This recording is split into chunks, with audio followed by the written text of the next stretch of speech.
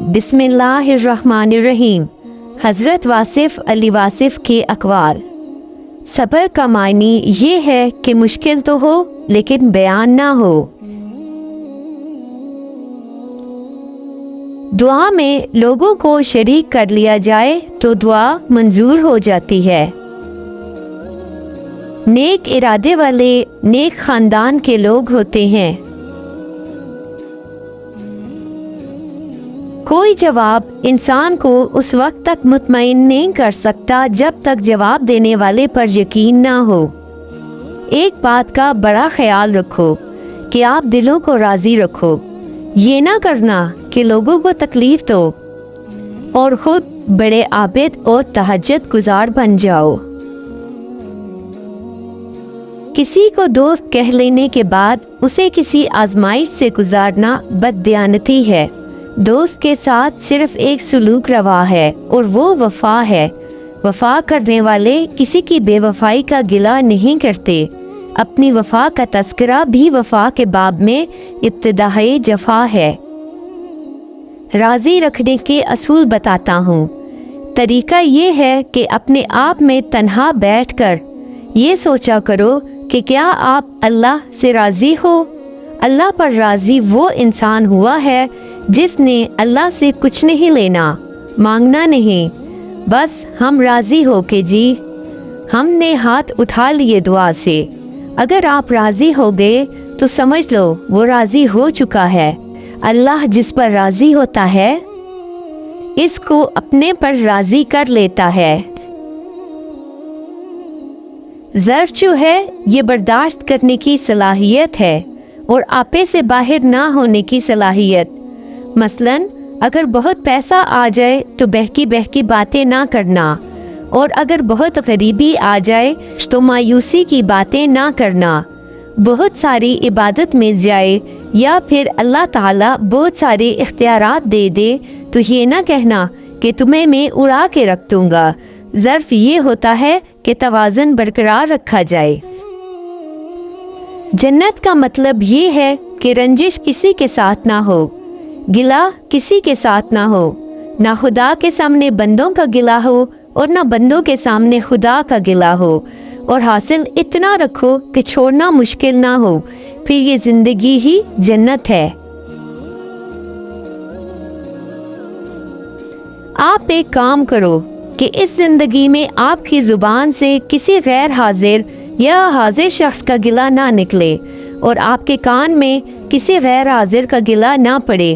بس آپ نہ گلہ کرو اور نہ گلہ سنو، بس یہی زندگی جنت بننی شروع ہو جائے گی۔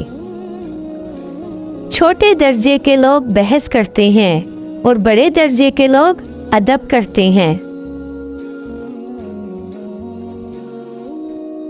محبت صرف رابطے کا نام ہے۔ وہ پرندے جو سرد علاقوں سے گرم علاقوں کی طرف ہجرت کرتے ہیں، وہ برفوں میں چھوڑے ہوئے اپنے انڈوں سے بھی رابطہ رکھتے ہیں، اور یہاں تک بھی کہا جاتا ہے کہ اپنے دل اور اپنی نگاہ کی گرمی سے انڈوں کو گرم رکھتے ہیں اور انہیں سیتے ہیں۔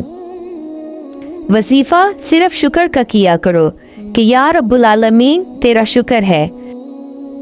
جب کوئی دقت ہو تو الحمدللہ پڑھنا شروع کر دیا کرو، اللہ تعالیٰ تکلیف کو دور کر دے گا انشاءاللہ۔ جب آپ کے اندر اپنی بدعمالیوں کے باوجود حضور پاک صلی اللہ علیہ وآلہ وسلم کی طرف رجوع پیدا ہو جائے تو سمجھو کہ رحمت کا وقت آ گیا ہے۔ اپنی ہستی سے زیادہ کام کرنا ہلاکت ہے اور اپنی ہستی سے کم کام کرنا بددیانتی ہے۔ جب انسان ماں باپ کا خیال رکھنے والا بن جائے تو پھر اس کو دعا مل جاتی ہے۔ جن لوگوں نے مشکلات کا بیان لوگوں کے سامنے کیا، دراصل انہوں نے اپنی مشکلات میں اضافہ کر لیا۔ دعا یہ کرو کہ اے اللہ جو تو نے دینا ہے وہ بغیر مانگے دے دے، اور جو کچھ تو نے نہیں دینا اس کے مانگنے کی توفیق نہ دے۔ دل کسی سے کتنا خفا ہو تم خاموش ہو جانا، لیکن بے ادبی نہ کرنا۔ خود آپ کسی کی تابعداری نہیں کرتے اور چاہتے یہ ہیں کہ ہر کوئی تابعدار ہو، تو یہ گمراہی ہے۔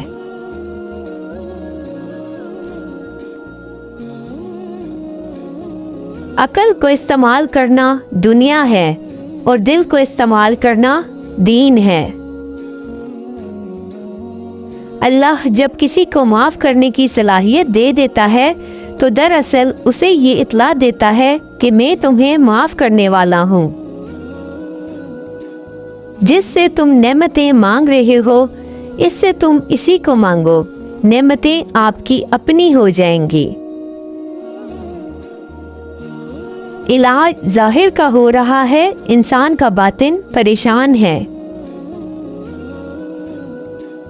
حاصل کی تمنا، مقام کی تمنا، مرتبے کی تمنا، شہرت کی تمنا اور چاہے جانے کی تمنا کو چھوڑ دو تو ہم ختم ہو جائے گا۔ آپ اپنی صفت پر راضی رہیں۔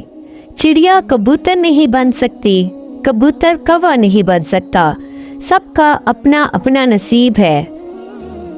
تو تم جو ہو تم وہی بنے رہو گے۔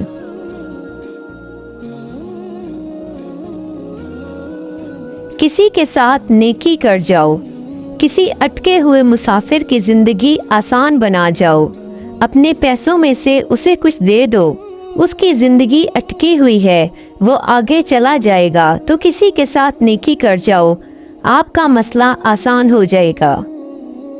غصہ کیوں آتا ہے؟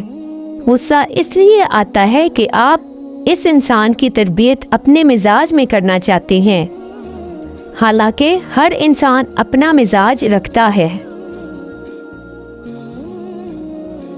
جو انسان حال پر مطمئن نہیں، وہ مستقبل پر بھی مطمئن نہ ہوگا۔ اطمینان حالات کا نام نہیں، یہ روح کی ایک حالت کا نام ہے۔ مطمئن آدمی نہ شکایت کرتا ہے اور نہ تقاضا۔ اللہ سے اللہ کی رضا کے علاوہ کچھ نہ مانگو، اس کے محبوب صلی اللہ علیہ وآلہ وسلم کی محبت مانگو، پھر سکون ہی سکون ہے۔ اگر اللہ مل جائے اور کہے کہ بول کیا چاہیے، تو آپ اس سے کہنا تیری رضا چاہیے۔ ہمارے اندر ہمارے خیالوں کی تاثیر ہوتی ہے۔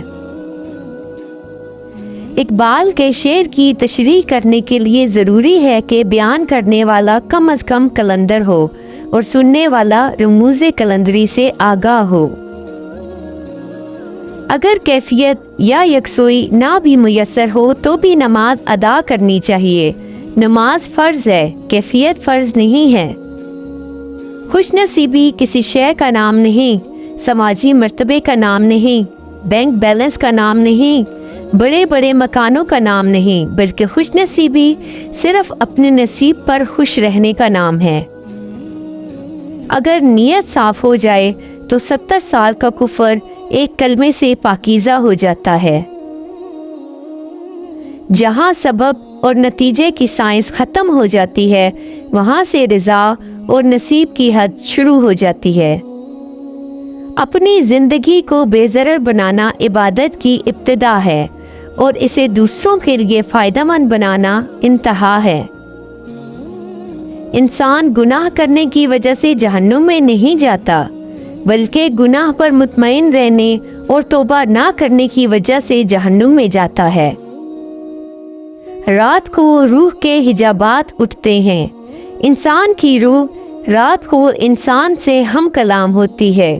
خود شناسی اور خود فہمی کے مراحل رات کو آسان ہوتے ہیں۔ رات بہت بڑا راز ہے۔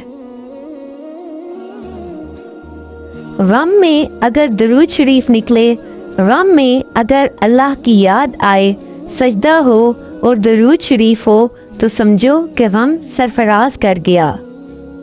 حضور صلی اللہ علیہ وآلہ وسلم اکثر دعا فرمایا کرتے ہیں کہ اے اللہ مجھے چیزوں کو ان کی اصلی فطرت میں دیکھنے کا شعور عطا فرما۔ الحمدللہ، تمہیں اس نے انسان بنایا، اس کا شکر ادا کرو، اور پھر اس نے تمہیں مسلمان بنایا، شکر ادا کرو، اور پھر اس نے اپنی محبت سے نوازا، شکر کرو۔ बड़े एहसानात किए, शुक्र अदा करो, ना शुक्री ना करो। जो इंसान हमारी निगाह में खार बनकर खटकता है वो भी किसी का मंजूर नज़र है।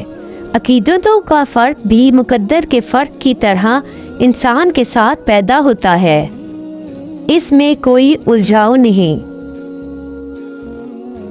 अल्लाह का दस्तूर कुछ ऐसा है जैसे ना मानने वालों से कह रहा हो कि तुम ना मानो, मैं तुम्हारी बिनाई नहीं छीन लूँगा, खुराक देना बंद ना करूँगा, मैं अपने एहसानात करता रहूँगा।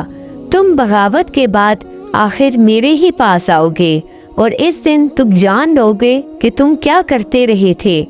अल्लाह से किसी की तबाही ना मांगो, सबकी इस्लाह, सबकी खैर, सबका भला मांगो। ईमान का सबसे अच्छा मकाम गिले के मकाम पर गिला ना करना है। अपनी ज़िंदगी को उसके सामने सरे तस्लीम हम करके गुजारो। तस्लीम और रज़ा बड़ा मकाम है, जिसने तस्लीम और रज़ा हासिल कर ली उसके लिए आफरीन है। किसी के दिल की एक आह जन्नत में एक कदम दाखिल हो जाने वाले इंसान को वापस खींच लाती है। एक दुआ दोज़ख में एक कदम दाखिल हो जाने वाले इंसान को जन्नत में ले आती है। इसलिए आप दिल की दुआ लो और दिल की आह ना लो।